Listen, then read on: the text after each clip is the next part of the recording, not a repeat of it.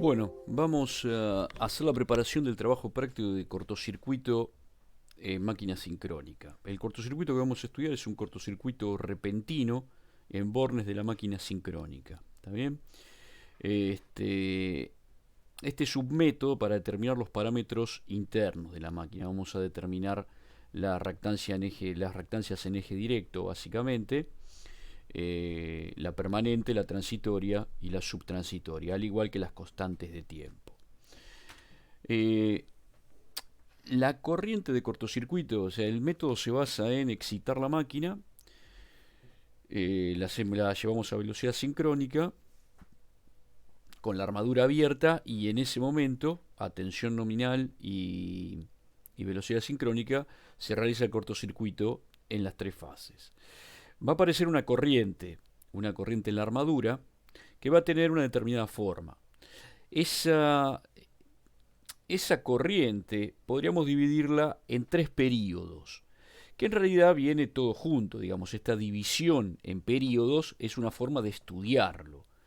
Entonces podemos considerar un periodo subtransitorio, que se va a caracterizar por una reactancia en eje directo y una constante de tiempo subtransitoria en eje directo, un periodo subtransitorio, ¿sí? Reactancia subtransitoria en eje directo, constante de tiempo, y un periodo estacionario, donde vamos a poder determinar la X en eje directo. O sea, de este ensayo, de estas corrientes, surgen las componentes en eje directo. El periodo subtransitorio es un periodo muy corto y se dan máquinas que tienen la jaula amortiguadora, o bien que el núcleo no es suficientemente laminado, entonces las corrientes, los flujos pueden penetrar en ese núcleo. El periodo subtransitorio más que nada está relacionado con los bobinados de excitación. Y bueno, y el periodo estacionario es lo que conocemos, son las reactancias en régimen estacionario de la máquina. Decíamos, este tipo de periodos los dividimos para poder hacer un estudio y podemos considerar una superposición de periodos. Entonces lo que vamos a hacer es encontrar cada una de estas componentes para cada uno de estos periodos y después superponerlos. Eh, si la máquina puede ser que no exista el periodo subtransitorio, si la máquina no tiene la jaula amortiguadora, como dijimos recién, puede ser que el periodo subtransitorio no lo encontremos dentro de la máquina. Pero básicamente vamos a tratar de encontrar estas tres condiciones de la máquina. Podríamos decir, como para hacer una breve introducción, acá vemos que en estas figuras podemos ver los distintos periodos, cómo el flujo va interactuando con las distintas partes de la máquina. En un primer instante, el flujo es básicamente o sea, el flujo que generan las corrientes de estator es básicamente un flujo de dispersión. Entonces, ese flujo de dispersión se enlaza con lo que es la jaula. ¿Sí? Acá vemos que se enlaza con la jaula, o bien podría enlazarse con partes del circuito magnético, eh, o sea, sin penetrar completamente en el circuito magnético. Más que nada, el circuito magnético es macizo y no es laminado. Pero básicamente, digamos que es un flujo de dispersión que se enlaza con la jaula amortiguadora. En un segundo, este sería el periodo subtransitorio.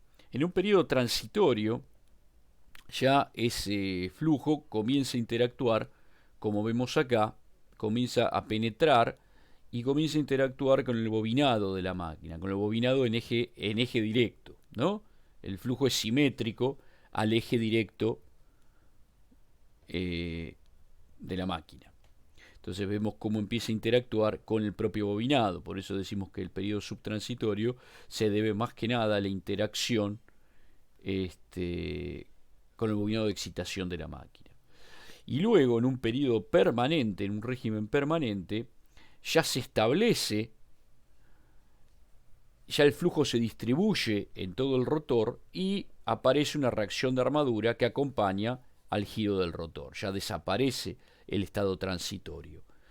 O sea, ya cuando queda cortocircuitado, las reactancias de régimen permanente quedan limitando la corriente, se establece una corriente permanente de cortocircuito y aparece una reacción de armadura que gira sincrónicamente con el rotor. Ya no está más el periodo transitorio o subtransitorio que hemos mencionado. Con respecto a la corriente, nosotros podemos descomponerla básicamente en dos partes. Digamos, tomemos la corriente en una de las fases, supongamos que esta es la fase A. En un primer momento, el rotor está girando, el circuito está abierto, o sea que cada fase del estator tiene un determinado flujo concatenado constante, establecido. O sea, concatena un determinado flujo. En un momento determinado se hace este cortocircuito, entonces vamos a tener ahí una variación. Vamos a tener una corriente que va a ser de este estilo. Tengamos en cuenta que en un primer instante, cuando recién se cierra la armadura, estos encadenamientos de flujo que existen en la armadura no pueden variar en forma instantánea. ¿Está bien? El flujo no puede variar en forma instantánea, el flujo concatenado no puede variar en forma instantánea dentro de esos circuitos de corriente. Entonces va a aparecer una corriente que va a tener esta forma, que la puedo interpretar formada por dos componentes. Una componente de continua unidireccional, mejor dicho, una componente unidireccional que la vemos acá, y una componente alterna simétrica que se va amortiguando, se va extinguiendo hasta llegar al valor permanente de corriente de cortocircuito. Esta componente unidireccional podemos interpretarla, se ve acá abajo, ¿no? Acá tenemos la componente simétrica alterna, que vemos que desciende con una constante de tiempo, y acá tenemos la componente unidireccional, que vemos que tiene otra constante de tiempo. Entonces decía, esta componente unidireccional podemos interpretar que aparece para mantener los encadenamientos de flujo en el instante inicial. O sea, como dijimos que no pueden variar en el instante inicial, aparece esta componente para mantenerlos constantes en ese instante inicial. Entonces, ahí tenemos esa componente unidireccional. La componente de alterna aparece debido a el flujo inductor. También el flujo inductor está rotando, la corriente inductora crece en un primer momento para evitar una desmagnetización por culpa de la reacción de armadura. Entonces crece en un primer momento y a su vez está girando. Entonces, al estar girando vemos que se representa como una senoidal.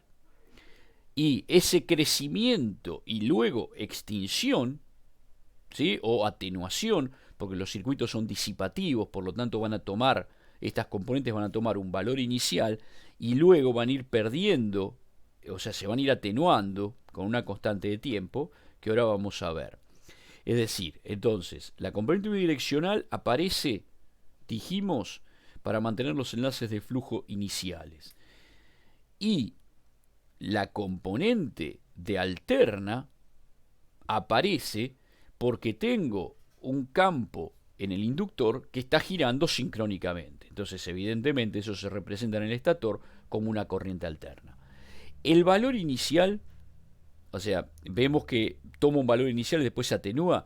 Eso se debe porque la corriente inductora, o sea, en el rotor, crece en un primer instante para evitar la desmagnetización del circuito magnético. O sea, para evitar la desmagnetización de la reacción de armadura, crece.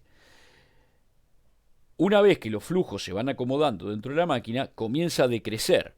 Y con esa constante de tiempo que decrece la corriente rotórica, es la misma constante de tiempo con la que decrece la componente de alterna del estator. Por otro lado, el rotor al estar girando, está girando dentro de un campo producido por la componente unidireccional. Entonces el rotor reacciona con una corriente alterna que se va a extinguir con la constante de tiempo de la corriente unidireccional del estator. Eso es básicamente lo que va a ocurrir. Entonces voy a tener que las corrientes van a tomar un valor inicial al principio y luego se van a ir atenuando hasta llegar a la corriente de cortocircuito de régimen. La atenuación de las corrientes rotóricas van a depender de las constantes de tiempo de la armadura.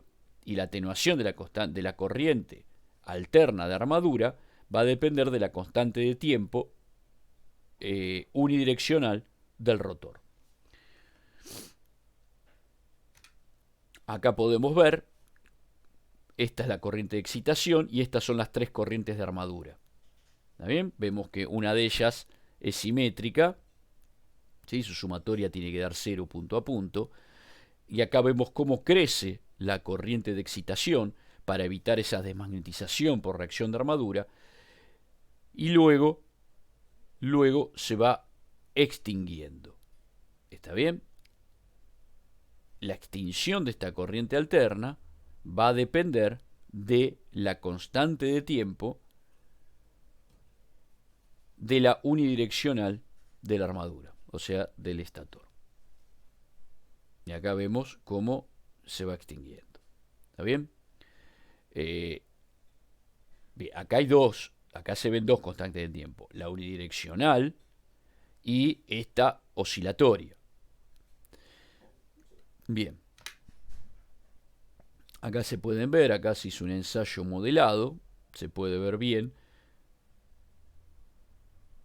Esta es la corriente de fase, ¿sí? La corriente de línea, la línea C, cómo se va, es bien asimétrica, se ve la componente unidireccional y se va extinguiendo esa componente unidireccional hasta que queda un cortocircuito en régimen permanente. Y acá se ve la corriente de excitación.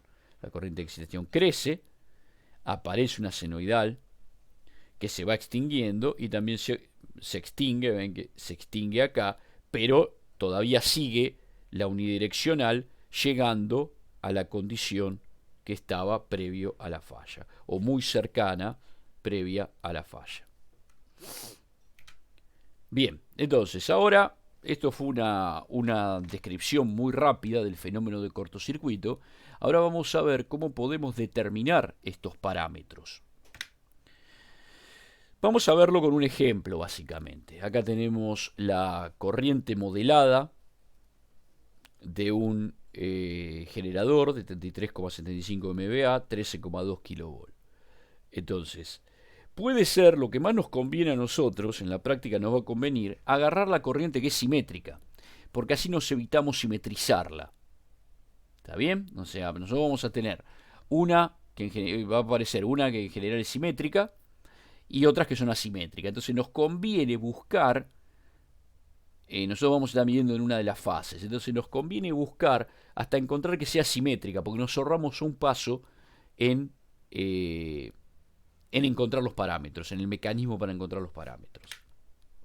Bueno, acá los tienen numerados, los paso a paso para encontrar los parámetros. Entonces, si nosotros partimos de una curva tomada, de una función tomada por el oscilograma, o sea, nosotros lo que vamos a hacer es tomar, esto se basa en tomar una muestra de la corriente a través de un osciloscopio, o sea, tener su imagen.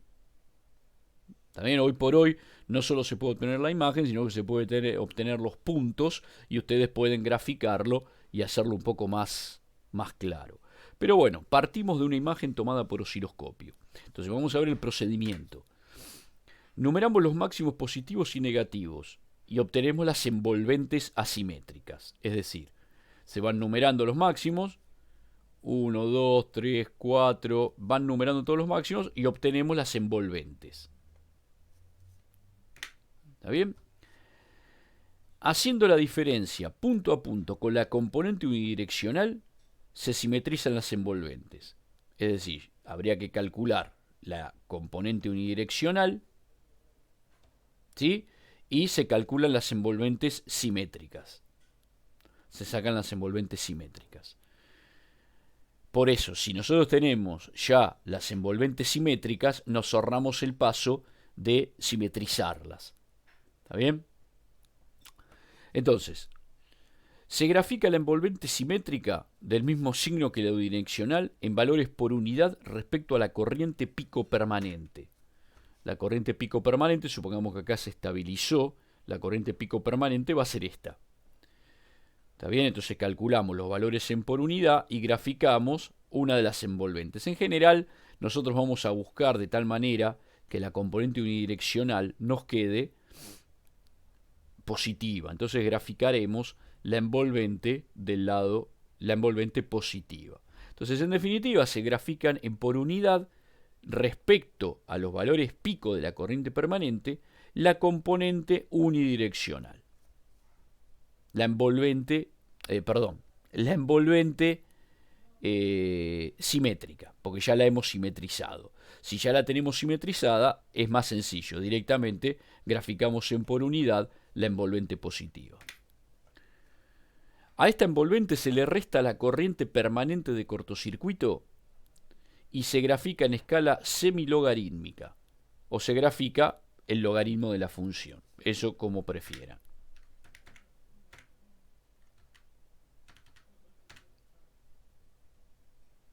Acá está. Tenemos la envolvente simétrica en por unidad. Tenemos la corriente permanente de cortocircuito en por unidad. Por supuesto el valor pico, o sea que vale 1. Y hacemos la resta. Envolvente simétrica menos componente permanente. ¿Está bien? Y ahí graficamos en una función. Podemos graficar en un gráfico semilogarítmico o graficamos el logaritmo de esa función que tenemos. A cada valor le sacamos el logaritmo y lo graficamos. Veamos cómo seguimos en el procedimiento. Una vez que graficamos, se obtiene así una curva donde pueden interpretarse dos partes. Una recta que representa la componente transitoria y una curva que representa la componente subtransitoria. Ambas las extendemos hacia el origen. Esto que vemos acá. ¿Sí? Una componente transitoria y acá se separa y obtenemos la componente subtransitoria. ¿Está bien? Bien. La componente subtransitoria nos vamos a dar cuenta si esto no está. Esto tiene con una constante de esto tiene un... Está formada por dos exponenciales si yo tengo la componente subtransitoria. Entonces fíjense que acá, si yo trazo acá una exponencial, no me agarraría este ciclo, este semiciclo. Entonces es como que tengo otra curva acá.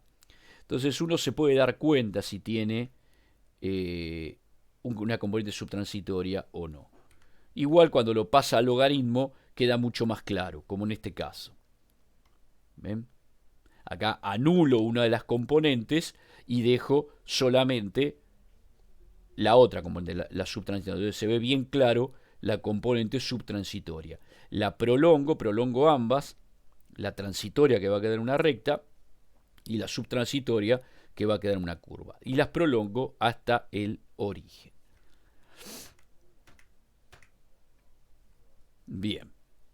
El valor en que la componente transitoria corta el eje de ordenadas representa la corriente transitoria menos la permanente, o bien su logaritmo, según como hayan graficado ustedes.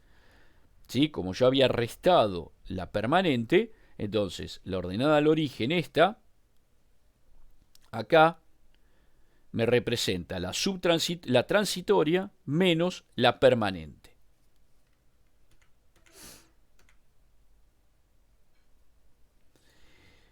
El valor de tiempo en que la componente transitoria decae en un 63% de su valor inicial representa la constante de tiempo subtransitoria. Es decir,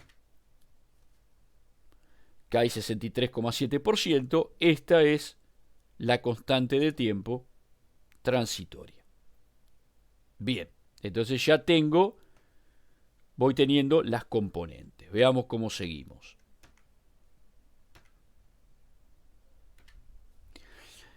Se hace la diferencia entre la curva subtransitoria y la curva transitoria. Este resultado se grafica obteniéndose ahora, sí, la componente subtransitoria. El valor en que la componente subtransitoria corta el eje de ordenadas representa, el valor en que la componente subtransitoria corta el eje de ordenadas representa la subtransitoria menos la transitoria menos la permanente, o bien su logaritmo, dependiendo cómo hayan graficado. Es decir, acá, este valor representa la subtransitoria menos la transitoria menos la permanente. Por supuesto, en valores por unidad, ¿no? Ahora, cuando esta función, vamos por parte, porque no se entiende, haciendo la diferencia entre la componente subtransitoria y la transitoria, o sea, tomando punto a punto la diferencia acá van a tener una serie de puntos. No siempre es una recta, esto salió de un modelo, entonces por eso dio bastante bien, pero esto no siempre, estos son puntos, le van a dar puntos. Bueno, tienen que ir interpolando los puntos y ahí encontrar una recta. ¿Está bien? No siempre es así perfecto. Entonces, este punto, dijimos, esto que vemos acá, es la componente subtransitoria menos la transitoria menos la permanente, o su logaritmo, siempre por unidad.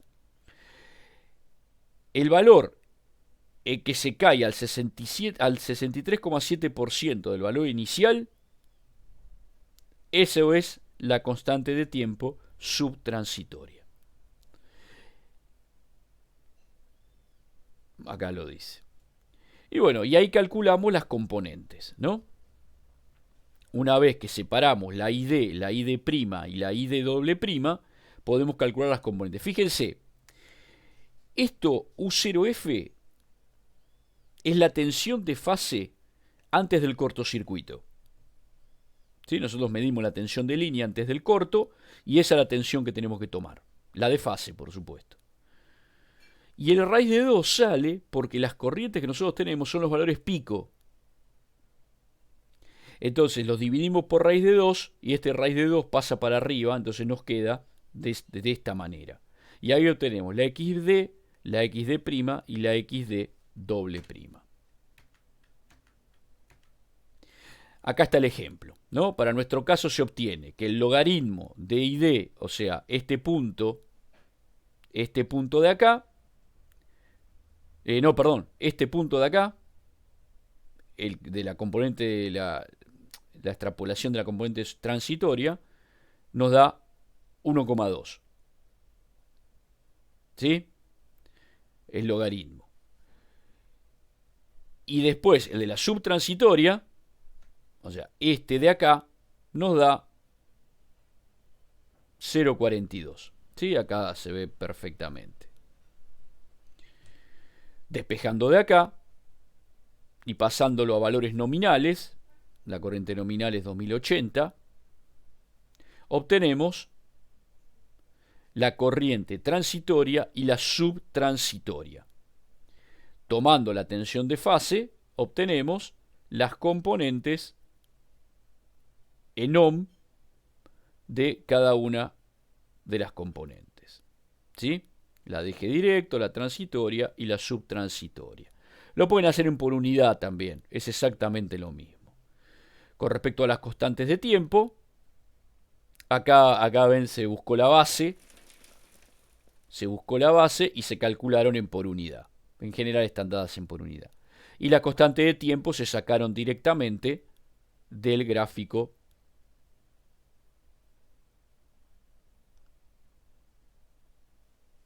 Las constantes de tiempo se sacaron directamente de estos gráficos. Bueno, ese sería el procedimiento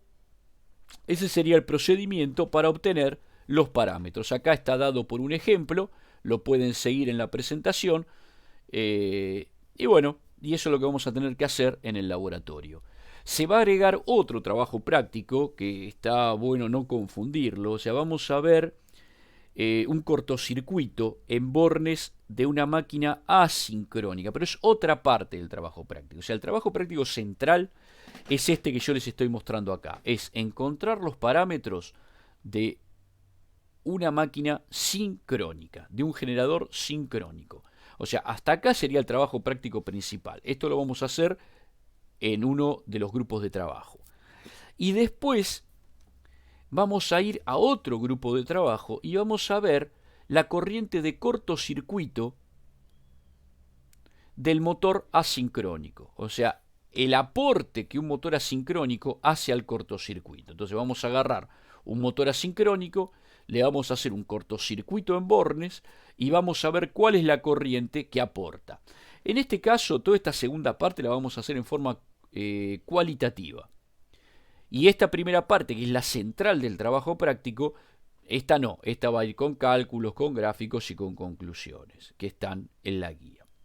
Bueno, espero que con esto entiendan un poco el desarrollo. Entonces vamos a ir, vamos a armar la máquina, vamos a excitar la tensión nominal, vamos a llevar la velocidad sincrónica y ahí le vamos a hacer un cortocircuito trifásico en bornes.